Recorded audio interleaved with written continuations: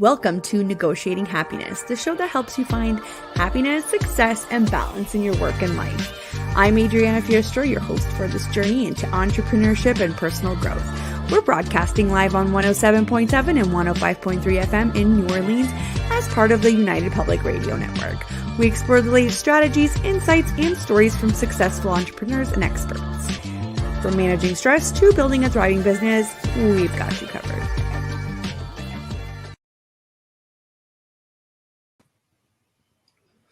Good afternoon, everybody. This is your host, Adriana, and you're listening to Negotiating Happiness. We're broadcasting live on the United Public Radio Network and UFO Paranormal Radio Network on 105.3 and 107.7 FM in New Orleans. If you want to sit back and relax and watch some of our shows on the network, we are also on Roku TV. Just look for the UFO Paranormal channel.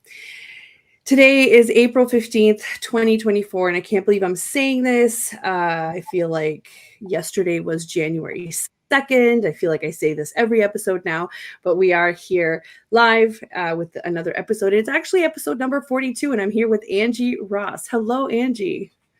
Hello, Adriana. How are you? I said the same thing this morning. How is this April? But I'm here for it because the weather is coming around. So, I'm all about the summer over here. Yes, honestly, I don't know what happened, but all of a sudden we kind of ditched the snow. There's this really big joke with my neighbors. I put up like my little patio set, and last time I did that, it snowed 2 days later. So I said this time I was like, it's not happening. I'm literally leaving it there. It could snow all at once. It's staying now. So yeah, I don't know what happened, but yesterday we had a beautiful day here. And locally, I am in Kitchener, Ontario, Canada. And for anybody listening, our American friends or our European friends, come say hello. We are live. I will be sending comments as a reminder. If you guys want to let us know where you're tuning in from, that would be amazing. Or if you have any questions, I just want to do a quick intro with, about Angie and what we're going to talk about today. So buckle up, everybody. Grab your lunch, grab your coffees, and let's just dive in. So we will be talking about the anti-budget method and the profit-first method and how helpful they are to business owners and just to your personal finances in general. So who is Angie? She is a certified cash flow specialist and money coach who has been spreading her expertise passionately as a financial educator for the past 18 years. She prides herself on providing unbiased, straightforward financial mentorship, allowing her clients to achieve their financial dreams without painful budgeting, which I love to hear. Angie and her husband dreamed of becoming investment property owners and successfully overhauled their personal finances in order to purchase a long-term rental property in Port Hope in Ontario. That's in Canada in 2019. They then expanded their portfolio in 2021 through the purchase of a vacation rental in Mont Tremblant in Quebec. And I mean, if you haven't been there, it is gorgeous. And if you like skiing, that's where you need to go. These purchases have improved their immediate cash flow and have contributed significantly to their net worth. Angie believes in helping her clients calm their cash flow chaos in order to maximize their money, whether the client's looking to eradicate debt or buy an investment property or get this on the same page as their partner. Angie can provide a customized solution. So I am super excited to have her on the show today so she can give us some little gold nuggets of advice that we can start applying ASAP. I'm all about the practical things. So Angie, take it away. What should we touch on first? I'm so happy to be here and thank you for that intro. And I think what I want people to take from that is if I can do it, you can do it. Because I was a high school teacher for many, many years. I was teaching personal finance, but we were not optimizing our money. And one of the reasons we weren't optimizing our money is because we were trying to follow a budget. And quite honestly, budgets don't work for 79% of the population. And so right here. I'm one of those people. We're in the majority. So once I learned that stat, I was actually pretty excited. I felt a lot better about myself. But realistically, what happens with budgeting is it's too restricting for most people. If you're like me, you might be a little bit defiant. When someone tells me not to do something, I'm going to do it. And so there went all my money. And so realistically, we decided to try a different method to make more with our money, because what was happening is we made good money and we were always wondering, where is it? That's right. That's right. I can And totally relate to that. I think a lot of people are in that scenario where they're like, I'm living paycheck to paycheck, but I'm making a reasonable income. So where's all my money going? And so when that started coming up, I'm like, there has to be a better way. So I created the anti-budget system, which essentially reverse engineers a budget, meaning that we care about certain things with our lives and we want to put our money towards those things first. So we want to put our money towards the things that we value first. And then whatever's left over, we can spend guilt-free. And it honestly has changed our lives. And I'm not being dramatic. We bought 2 investment properties and I got out of teaching. So when I say it's changed my life on a daily basis, it completely overhauled my life. So realistically, That's amazing. And do that. yeah. And how did you get there? Like what was that defining point for you where you were just like, okay, enough is enough? Like basically paint us a picture of what your before was like. Yeah. So I was teaching, I was feeling burnt out. I was feeling stagnant. I was teaching personal finance. My husband had a good job. I was coming home from work every day, like thinking this cannot be it. This can't Right. be it. We didn't have a ton of debt, although lots of people do, and that's totally reasonable considering the costs out there. But we honestly were living paycheck to paycheck. If a car repair came up, it was like, uh-oh, how are we going to pay for this? When Christmas came, we had zero idea how we were going to fund that. And so it was all of these, let's call it kind of whammies that would hit us and prevent us from getting ahead. And so one day I was fed up with my job mostly is what really got us thinking about how we could do more with our money. And I said to my husband, there has to be a better way than this because we make good money and we need to be utilizing it and putting it towards the things we care about. And right now I care about getting out of my job. So how are we going to do this? So when we analyzed our money, we found $2,000 a month that we were spending on crap that we actually didn't care about and didn't value. So once we found that, that's basically half of my take-home pay as a teacher. So I was able to go part-time in teaching while I built my business up, teach people how to use the anti-budget method. And now I'm full-time doing the money coaching. And of course, along the way, we picked up some investment properties, which the Mont Tremblant investment property has completely changed our lives. So it's the one that Amazing. I'm most proud of, that one, because we get to take our friends and our family, we get to enjoy it, we get to use it. It's on a golf course. I'm a golf addict. So it's pretty nice. And then of course it's near the ski hill and my husband loves the skiing. So it's not like just investment from a money perspective. It's an investment in your lifestyle. Yeah. Of course. And just to tune in here, we're also streaming on Instagram, everybody. So if you want to drop in your questions and comments and to say hello, we are on Instagram as well. And I just see the We Network Canada, the ladies at We Network Canada says, hi, we're tuning in from Toronto. Hello, everybody at the We Network. Thank you so much for tuning in. I can see a lot of people are joining. So I know that finances are sometimes, taboo to talk about, but I think as women in business, we need to bust through that because until we did that, we didn't see quite a bit, we didn't see any shift in, even as employees, in getting paid fairly. So let's just get over that taboo thing. Start populating your questions in the comments because Angie has a wealth of knowledge. And, and there is no such thing as a stupid question or a comment because we're here to help. So thank you everybody for tuning in everywhere.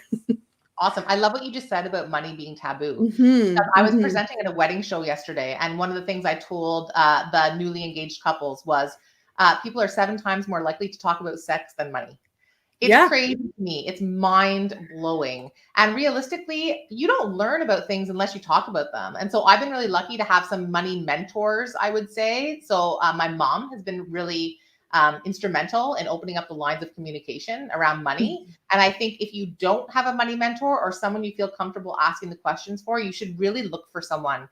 And you don't want to ask questions to someone that's making you feel intimidated. You want to ask questions to someone who's going to be happy to share their knowledge with you, because the better off that we all are, the better off the world is, if I'm being honest. So it's really important. It's been proven that, again, I'm not knocking on anybody. I'm just looking at what's worked in the past, what could be working in the future. We have a lot of leadership skills and we tend to empathize with a lot more people, and which make us better leaders or better managers.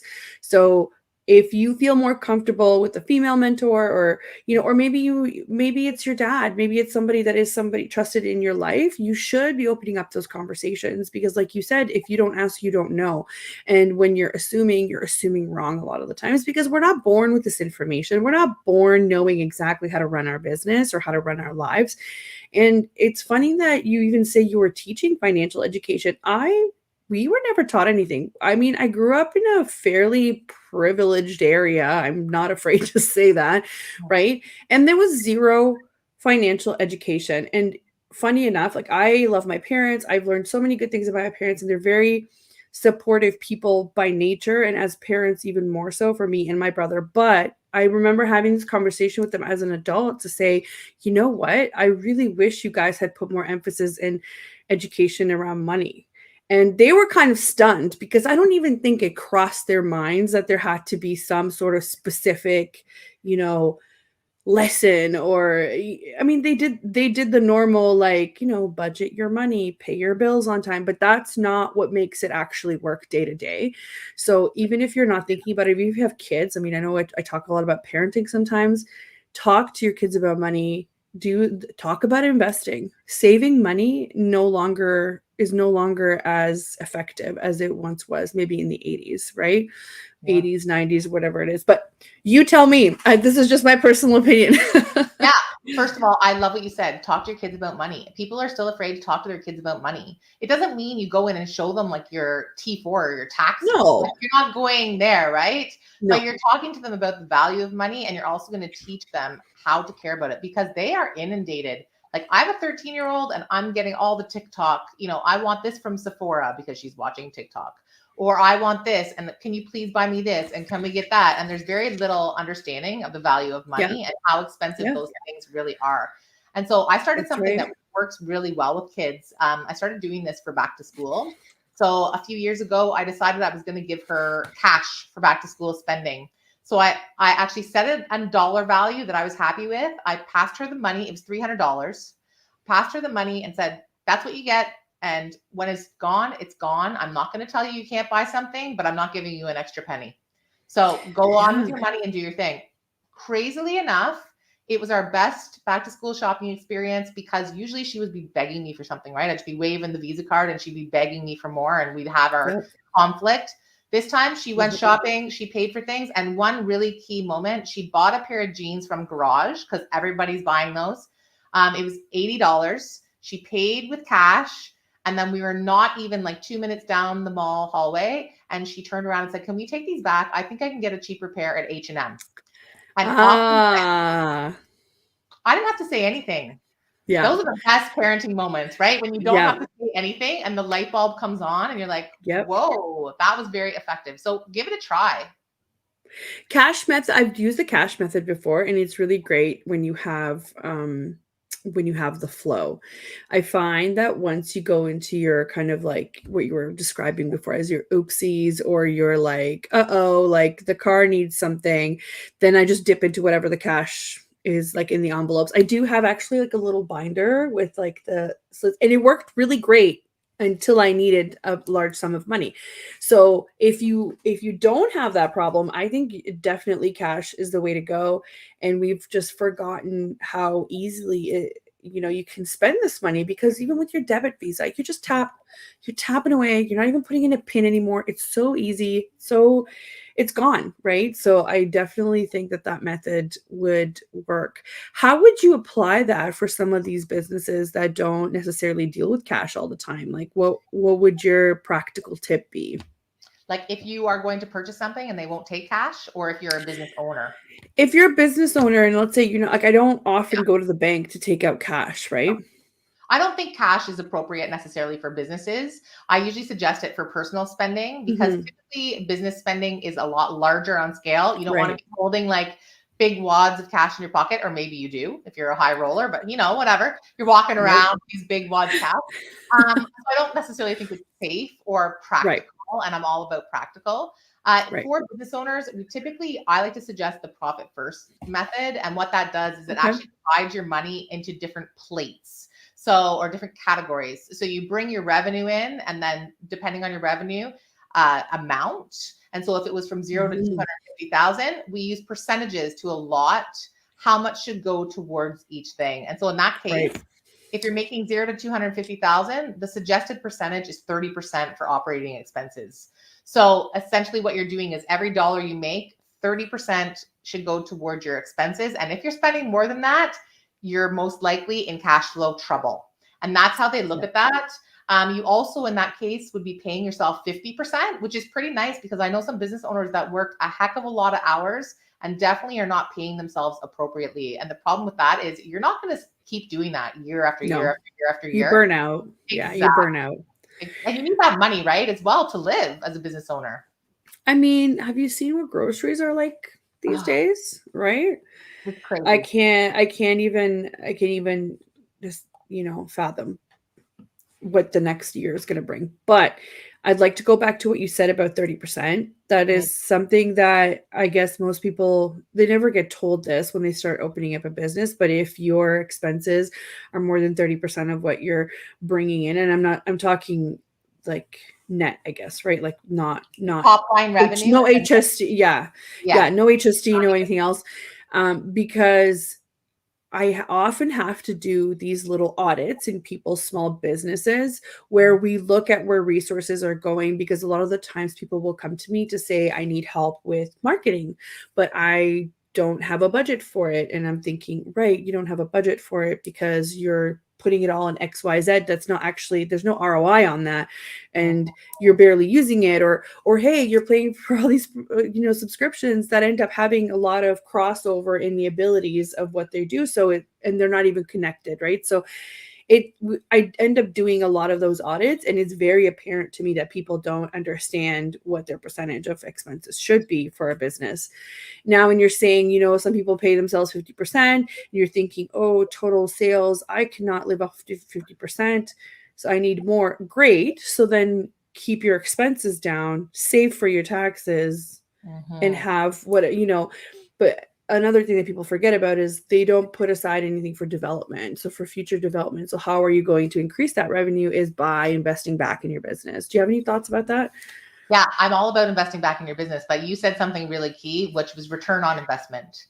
So I think oftentimes business owners, and I've been there, so this is not judgmental, but we're looking for that next thing. That next thing, right? That's going to get us to the next level of revenue. Oh, this program is going to be the thing. I haven't finished the last one that I bought, or I haven't implemented the last one that I bought, right? And so I think sometimes it's looking for that quick fix that gets us into trouble as a business owner versus actually taking a look at what is going to provide us with that return on investment. Because that is what we want to focus our money on. The other thing I do want to say is when they take 50% home, they don't have to pay tax on that. The business, we've saved 15% for tax as well. So in the profit first method, it's 50% direct into your bank account, 30% operating expenses, 15% taxes. That's not HST. That should already be saved on the side because that's not your money, unfortunately. So 15% for taxes, and then there's a 5% for profit. And the profit idea is that once a quarter, you should go and celebrate with that little profit amount that you have because you're working your rear end off in business. And as a business owner, you're taking the risk and you should have the ability to actually celebrate that as well. I'm making notes, Angie. I'm not even kidding you right now. I'm making notes to be able to start practicing some of these things because I don't want anybody to think that like I know what I'm saying because I just know. No, it's because I've gone through this and I've hit my head against a wall a bunch of times. And I'm also not great at saving for taxes. And I've been there where I have not saved for HST either, even though I fully know that is not my money. So don't feel bad. Don't feel shame. No. Money is supposed to be coming to you to make your life easier, not to make your life more stressful. But obviously that just comes with the territory. Sometimes you just have to approach it like different, switch your mindset. It is what it is. Get back up on that horse, try again. You know what I mean? I agree. And business ownership is hard. Business ownership is not easy. It is not for the faint of heart. And so I think though, if you have a cash flow system and Profit First, it's a book. Like I didn't create this. So if you're interested, go check out the book. I do help people implement it, but so a lot of people can do it themselves by reading the book, to be honest. Sure. And if you go and take a look at that book, it gets you into a system. And once you have a system for your cash flow, it's going to help you to even out those bad times as well, because we all know in business, you're going to go through those ups and downs. And if you have a system, it can really help you survive those down times. Yes. And I love that you're working with percentages, because as a business owner, you're not always getting the same amount, through the door every month. So this is really helpful to know, even if it's like a, not so great of a month, you can still put away 5%. Even if that's the 5% of almost nothing, that's still 5% of something. So I love that. What would you say to people that, for example, they're not starting fresh, they're trying to clean up what they've, like, I mean, hi, nice to meet you. I'm trying to clean up the way that I've been running my business for the past, X amount of years. Where would you start first? Because obviously it's not that easy to try and implement this all at once. I agree. So I personally believe that you have to work on your personal finances first, because this is really important, even for business owners. You need to know the amount of expenses that you have to cover on the personal side. And then once you figure out your personal expenses, hey, it's going to inform what you need to make in your business using the profit first system. Because unfortunately, and I'm very blunt, unfortunately, some people are running their businesses and they're simply not bringing in enough revenue to cover their personal expenses. And unfortunately, there's nothing that I can do for that. You have to find another stream of revenue or increase your revenue in some way. But it's nice to have that number. So, this is kind of my base level. And if I'm able to hit this base level, I can cover all of my personal expenses. So when working with you, we actually have an analyst that goes over 4 months worth of personal expenses. And when I'm working with business owners, oftentimes we don't even look at the income so much. We're looking at the expenses, and then we're reverse engineering and saying, okay, that means you need to make X amount per month on average to cover yourself. It's quite eye-opening. And a lot of times it will help people make choices based on what they're going to provide for their services. Okay, maybe I need to change how I'm providing these services. So it's very good information for the business owner. And then what I would do, so you want to do the personal analysis first. And then what I would do is you start to set up the systems. And in the book, he does talk about this a little bit. You may not be able to put 5% profit away right away. If you have debt you're paying off within your business, you may be putting 1% profit away until you can work your way into a scenario where you can put it away. So it's a sequential step-by-step scenario. I think the most important thing is really assessing those operating expenses though, because if you don't have 5% profit to put away, it's probably because your operating expenses are out of whack and over that 30%. So we analyze those as well. That's usually what we're looking at, is those expenses. Right. Or your personal expenses are just taking so much out of the business that you can't plan properly. 100%. Speaking from experience. 100%. So, and it's hard. It's so hard to talk about money these days. I mean, it was hard before too, but now it's like, how do you tell people to curb down on their expenses when, a carton of eggs is like $6-7, right? So it's really hard to try and get that down. Now, this is when people are like, well, you just have to budget. But like, yeah, okay, maybe at first you have to just cut down on whatever isn't necessary or, for right now. But after that, you obviously want to move away from that type of budget, because it feels restricting. It's kind of like, what am I working all these hours for if I can't even enjoy a little bit? Well, you will be able to once the planning starts working for you, right? Yeah, I want to take it back for a second, because you talked about those whammies like hitting you, and that you could do cash and then the whammies would hit you. I think that's what gets most people, including business owners, including just regular employees or whomever, because we don't put them into our anti-budget or our cash flow plan. And then they come up and we act like they're a surprise. Well, Christmas is not a surprise. Like, it happens every year. And so, and listen, I used to do exactly the same thing. But now I'm saving for it on a monthly basis versus waiting until December, racking it up on my credit card because I'm a last minute shopper. And then in January, getting the bill and being like, what happened? And so now I put away $250 a month for Christmas. When Christmas comes, because I'm a Christmas addict, sorry, right here. And then when Christmas comes, the money's sitting in my account. And now I'm like, whoa, it feels powerful. It did not impact my December cash flow at all. And what have I done? I've evened out those stressful times. So it's really great to have a plan. And the anti-budget does that, where you can honestly set aside money. I call them life jacket funds because I say they prevent people from sinking. And so sinking financially. And so I have a whole bunch of life jacket funds. And honestly, I just planned a trip to Kelowna and New York in May and June because I opened my life jacket fund for vacation and I was like, ooh, there's 10 grand here. And I didn't even feel it leaving because honestly, it's been a process of automatically contributing. And so people can be in the same situation, but we have to realize those whammies are actually not emergencies. We need to build them into our plan. So that's one of my exactly. And that's when the discipline comes. It is. And I just use automatic contribution. So like, honestly, it automatically leaves my account. I can't spend it now. It's in another account. It's over at the side. I just did a car repair last week. It was very expensive. And guess what? The money was sitting there. So no stress. We had the money to pay for it. And honestly, that's the cash flow system. And my husband laughs because I'm the last person. I don't even like systems. I hate rules. But because it's automated, it works so well because I don't have to go in and do it. And I don't have to stop myself from spending that money. It's automatically saved. Right. I have a question here from the We Network Canada on Instagram, and they're asking, what book are you referring to? Can you clarify for everybody? Yes, it's called Profit First, and the author's name is Mike Michalowicz. How do I spell that? Nobody knows. Let's you'll hold on here. I'll paste it in the comments for everybody. I'll paste it in the comments. Yeah. Perfect.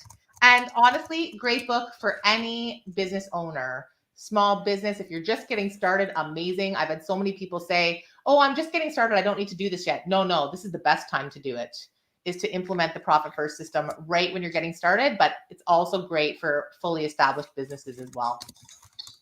Yes. Highly recommend. Okay. Highly recommend. Here is I'm putting it in the comments on Instagram and also on every other channel that we're on. I have and we're not sponsored or affiliated. This is just a book recommendation for everybody. I love that you said that too, because I'm an unbiased independent money coach. So anything that I suggest, I don't provide an affiliate link. I'm not selling, like I could, sure, maybe it's silly of me, but I want people to know when I'm actually referring to something or suggesting something, it's because it is good content and I actually really stand behind it. And so Profit First, go take a read. And honestly, as a business book, it's not that bad. Sometimes business books, I read like two pages, the ADD, and I'm like, nope, in the fireplace. But this one, find it on Audible, guys. Find it on Audible. Make your life a little bit easier. That's the only way I can get to reading anything these days, just because I don't have time. But find it on Audible. It's definitely worth the, like, I think $10-15 subscription, especially if you need to like drive places, or I highly recommend.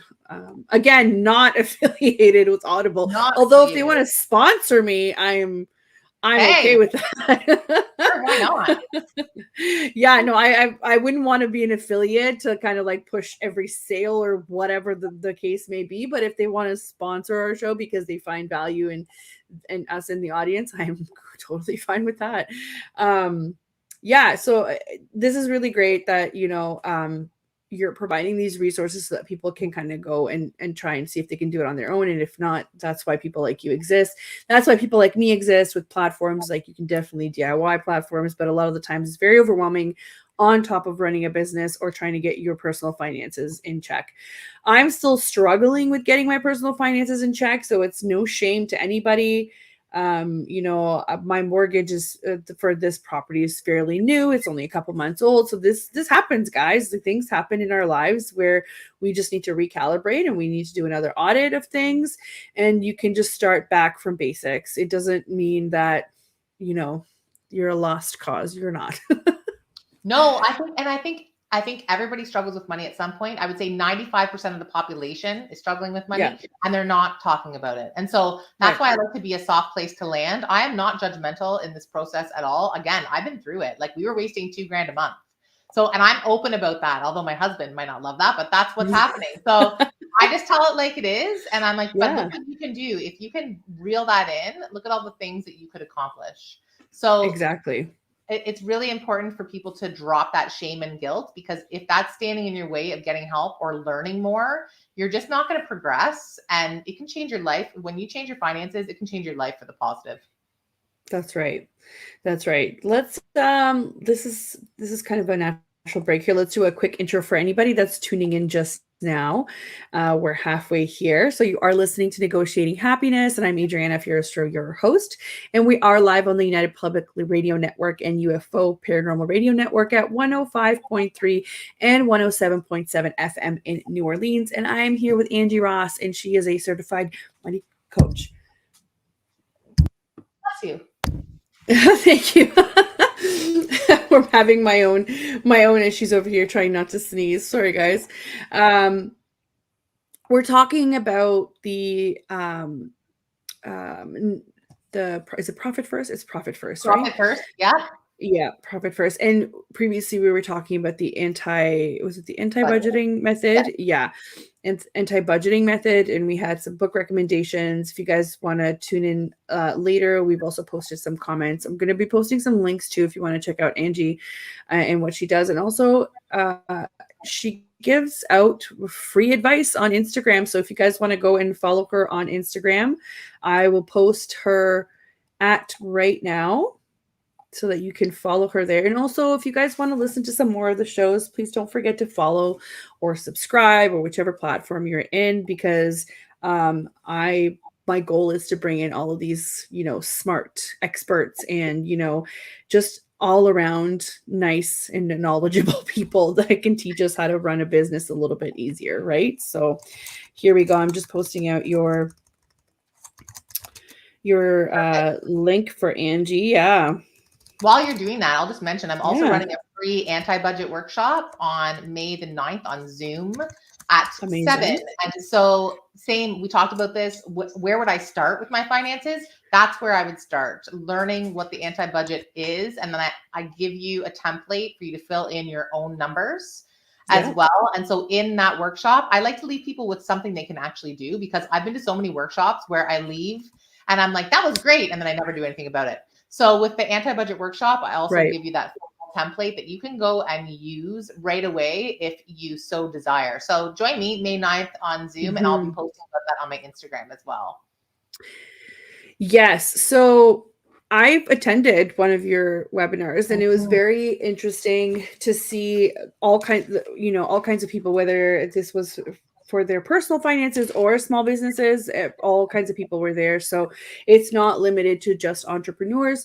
And the one thing that stuck out to me, that it makes sense, there's lots of common sense around it, obviously, but this is what kind of moved the needle for me, is you talked a lot about fixed expenses and the other kinds of expenses. So when you lump everything together, that's when things tend to kind of go off to the side. Yeah, they kind of go haywire, because you're not understanding. It's like, okay, but there's some things that I just cannot change, and that's what you kind of have to cover first. And then you look at, because we do this when we audit things too, it's like, okay, what is absolutely necessary for you to run your business? It's the same thing. Those are going to be fixed expenses. Your business does not exist with that. Those, same thing with your personal finances, like mortgage, water, all of those things that you cannot live there. So you can't change those, but you might be able to change, subscriptions to things, or your gym membership type or something, right? So when you are looking to cut down on things, it is very obvious. It makes sense. Sort of things you have no control over, but the way that you explained it and the way that you have it on your sheet made sense to me. So I have no doubt that it's going to make sense for a lot of people that are attending this, and it is a free webinar. So where did you say exactly that people can go? Yeah, they can come to see me on Instagram, and it's in my link in my bio to sign up. But it's going to be a Zoom workshop. So they register via Zoom, and there is a replay as well that I send out the next day. So just in case someone cannot make it. But yeah, there's a link there for the Zoom. And I love what you just said, because oftentimes what happens when people are working with me, they come in and they're worried about the things they can't control. And so again, that's basically what you just said. Everyone's worried about those fixed expenses. unless you're going to sell your house and move, unless you're going to sell your car, which you can do. And sometimes people need to, but that's not typically what the response is. Then we need to look at those things that we can control. And when you do that, you actually feel like you have more control over your money in general. Because if you're just worried about your mortgage and whether he's going to drop interest rates, you have no control unless you know Tiff, the Bank of Canada governor, and you can like somehow slide him a 50 to drop the interest rates. You're not going to have any control, right? So let's work on the things that we can actually do something about. Yeah, I have a funny story. It's not happening. Actually, he was. It's not happening, and he won't be doing it for a 50. No. Oh, I have a story about him. Tell me everything. When I was teaching personal finance at the high school, he was starting to raise the rates, and so every day before the announcement, I would get my students to tweet him, and so we would be like, Tiff, please don't raise the rates, like little prayer hands. Tiff. So he got 1 million tweets from my students, like begging him to not raise interest rates. It was hilarity. And I give them a little bonus mark. Like they get their phones out and tweet him. I give them a little bonus mark. It was amazing. So fun. But he still rose the rates. So yeah, apparently I don't have control. Yeah. No, but I mean, it's really great that you tried. I love it. Try, right? But again, you can't do it. You can't control it. Why are we stressing over it? Let's look at the things that we can actually do something about. Yeah, no, for sure. I'm just thinking like what can you do about it? It's like you said, you probably don't, unless you are a policymaker, unless you are there, you can't really do anything about it. But what you can do is make better choices or better financial choices. And sometimes I feel like we just relied too much on the advice that used to be given to our parents. And unfortunately, we don't live in the same economy. We don't have the same, cost of living. I'm sure as a financial person, you've seen some of the calculations that have been done, and how some generations are complaining that their interest rates were a lot higher, not understanding how either inflation works or how our salaries have grown over the past little while. Do you have any comments on what these? Yeah. Oh, you do. That's great. I love that you brought this up because I absolutely cry inside with all the judgment that gets put onto the younger generation. A lot of judgment about spending and money and all the things, and also about buying a house. This one is a pet peeve of mine. I just worked with a client and we did her cash flow. She worked with me and I analyzed her cash flow, and we actually presented her 2 scenarios. One was if she continued to rent, and one was if she bought. And she actually was about to put an offer in on a specific house in Peterborough, Ontario. So she was like in it, like looking at houses, all the things. And when we looked at her cash flow, she was going to be worse off by more than $1,000 a month if she bought the house. Plus, that didn't even include maintenance. So if she had to do the roof, if she had to do any of those things. So we started talking about it, and I asked her, because money's not just math. Right. People think it's just math. It's not just math. But I said, why do you want to own a house? And her answer was that her parents kept telling her she was throwing her money away by renting. And I'm like, well, actually, if you take the $1,000 extra a month and you put it in an investment, you're going to be better off financially than if your house were to grow by X amount. We ran all the numbers. And realistically, you don't have to pay maintenance. Yeah. You have a landlord that's going to come over and fix things, which she really liked. She didn't want to do a lot of the upkeep. And so once we talked about it, she realized she could still be financially stable by renting and doing investments on the side instead of owning the house herself. And so she made the decision not to buy the house. Everyone wants to apply the same advice to everybody. And that's not how it works. You want to do your cash flow and figure out how it's going to work for you. Right. So I just find that. Right. And it also depends. Sorry, it's lagging here, guys, with the tech, but I was just going to say it also depends on, how your financial situation changes. So you're making a decision that, buying a house is a long-term decision.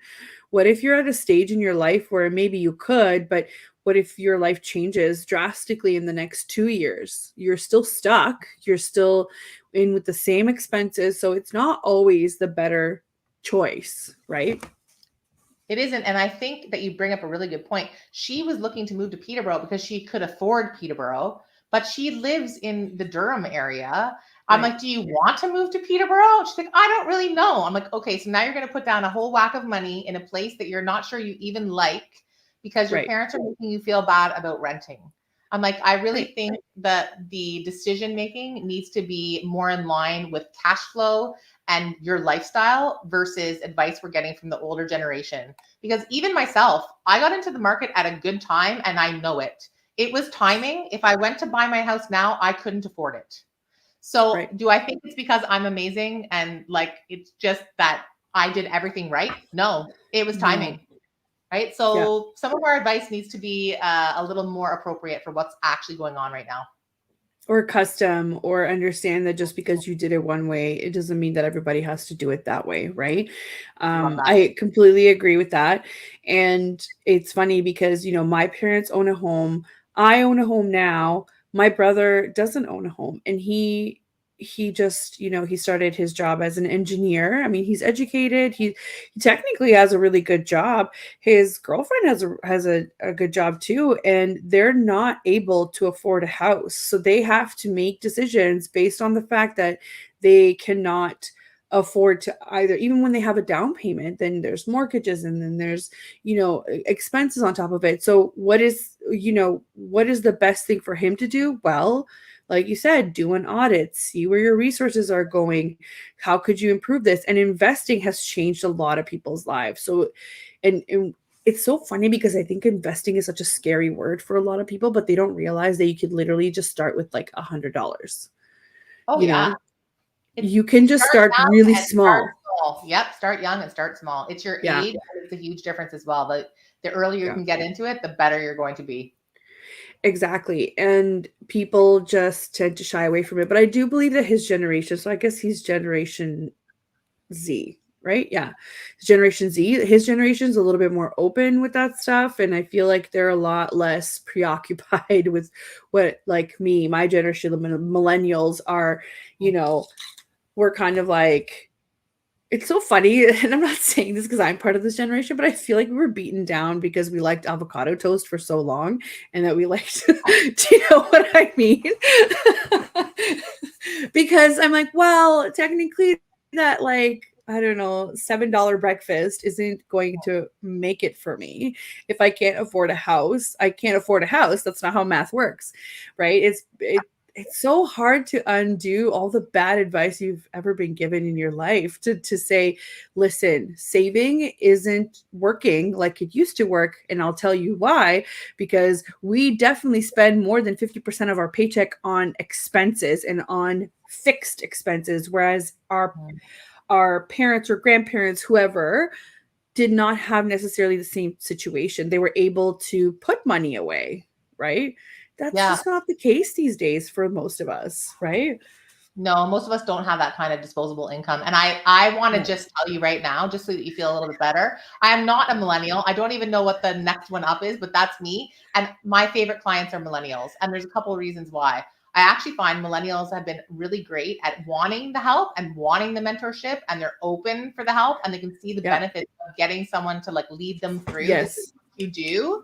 Yeah. I find that definitely you guys have been given a bad rap. And if you look at when you've been kind of growing up and trying to buy houses and all this, the economy has not been in your favor. So, I mean, this is like our second recession. So, like, yes. And in Canada, the housing prices are crazy.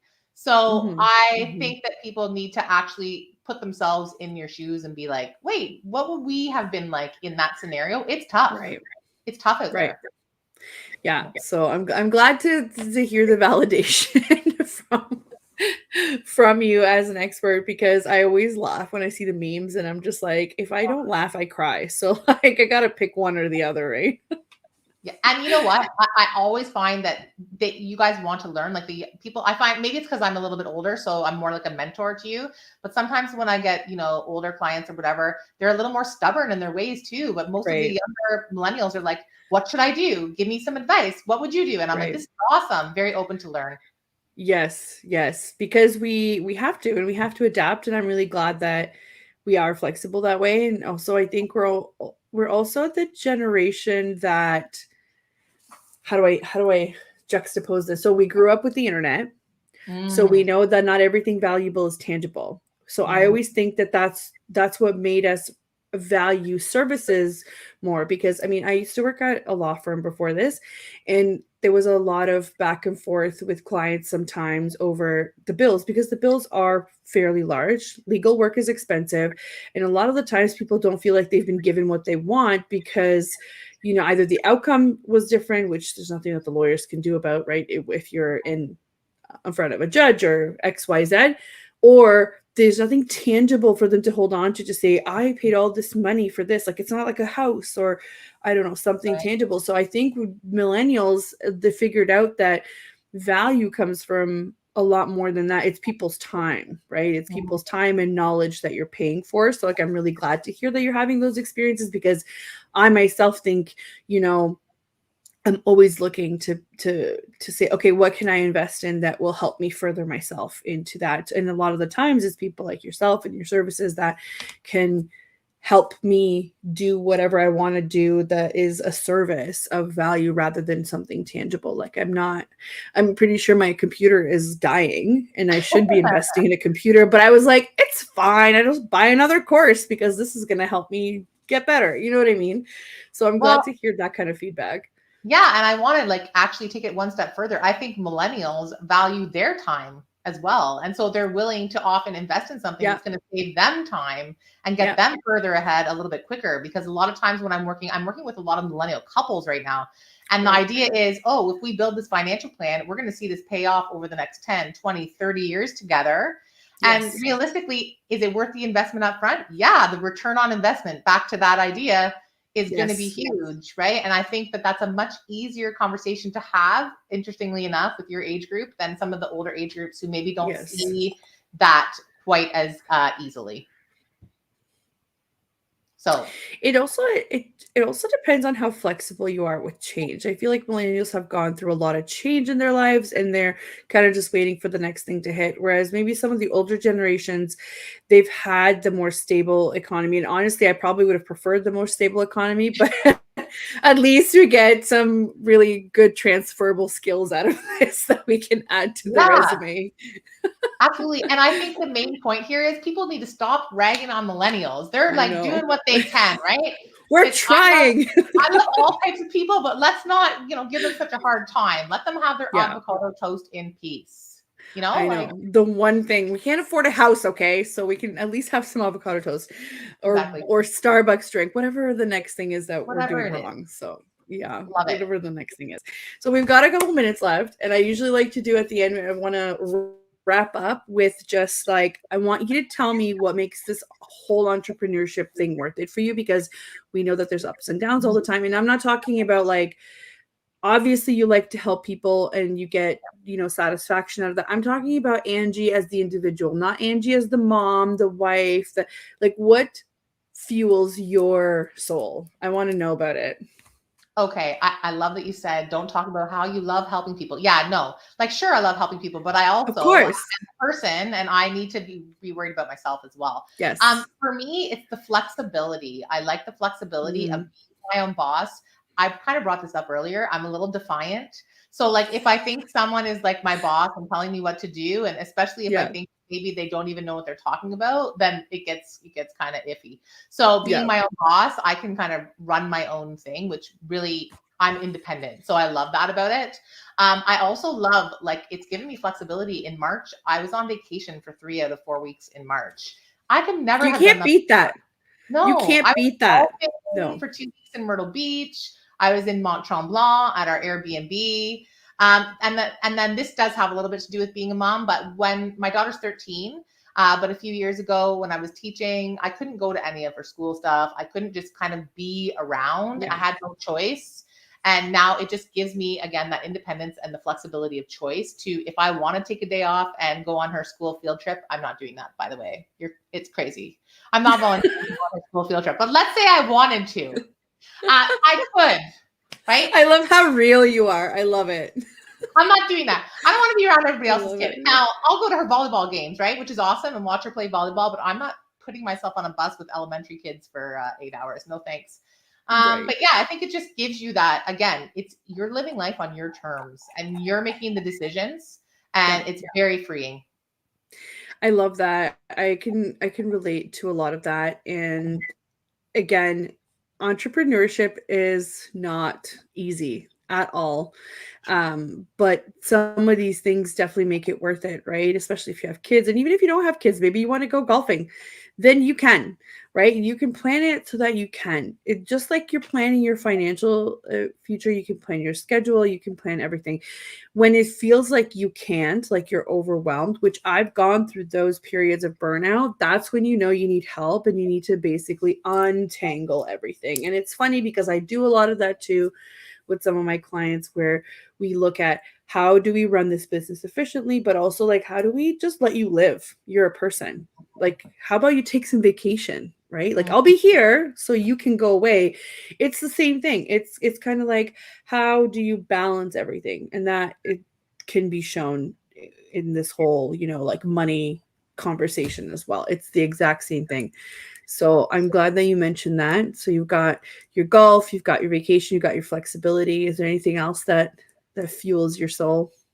There's a lot of things that fuel my soul. I think because my personal story of I get to tell my personal story of how we actually maximize our money. And I'm not trying to brag when I say we have investment properties. We're regular people, but it's like, hey, but it's proof. It's right? proof. It's social proof. In marketing, it's social proof, right? So I get that. I get I don't think it's bragging. You know what I actually hate, and I'm sorry if anybody listening does this. This is just my personal opinion. I hate when we do the whole how to reach 10K every month, or how I'm making 30K every month doing this one easy thing for 3 hours a day. And I'm just like, this is so unrealistic. And it's almost like that I can't get on board with, but I can get on board with concrete proof that works over time. And again, we're so focused on instant gratification that we forget that a lot of these things that you have achieved with your spouse are things that you both worked at, that you had a plan for. There was ups and downs, and it took time. I love everything that you just said, because instant gratification is going to kill your finances. Downfall. Yeah, it's a huge downfall. And for me, it was killing my finances, and it was killing my husband's finances. And so once we reeled that in, huge difference. Yeah. And I mean, those posts might be great because you do get, I do think that some of those stories are true, but a lot of them, I think they're just piggybacking on somebody else's achievements, or they talk about them as if they're practical and real, but they're actually just theoretical. So it hasn't happened yet, or it happened on a much smaller scale, just to kind of sucker you in to like engage with the post, or to say, I want to give you my money to help me do that. That's not what we're about here in this community. And I just wanted to make that very clear, that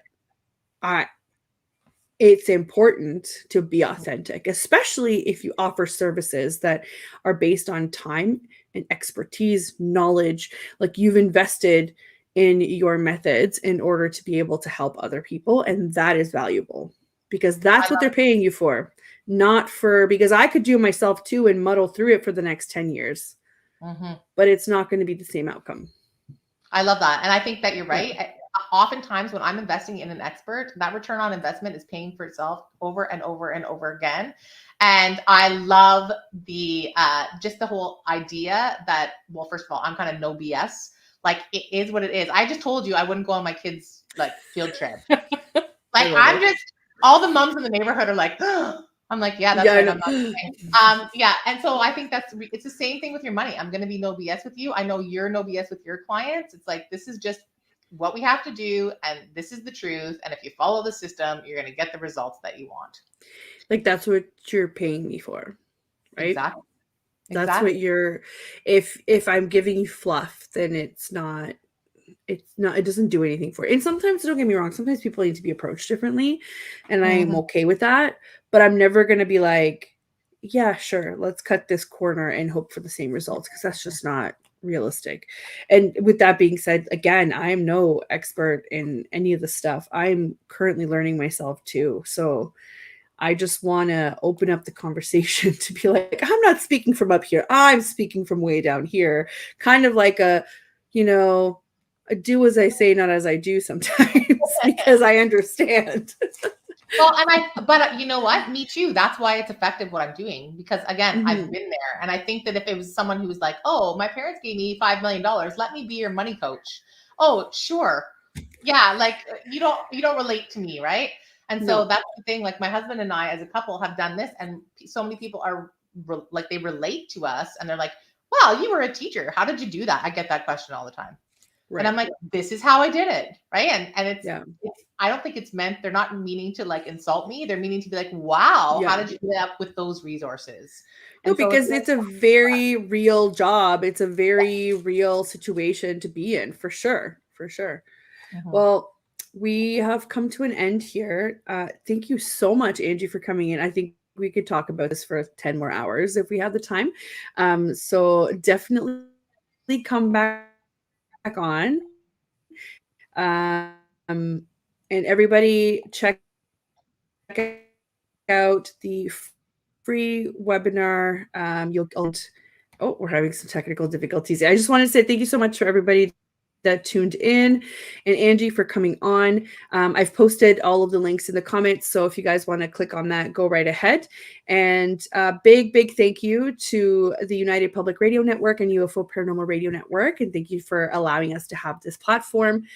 We will see everybody next week, and Angie, please come back to see us. Absolutely, anytime. Thank you so much. Had a great time. Thank you. Have a good one. Bye. Bye.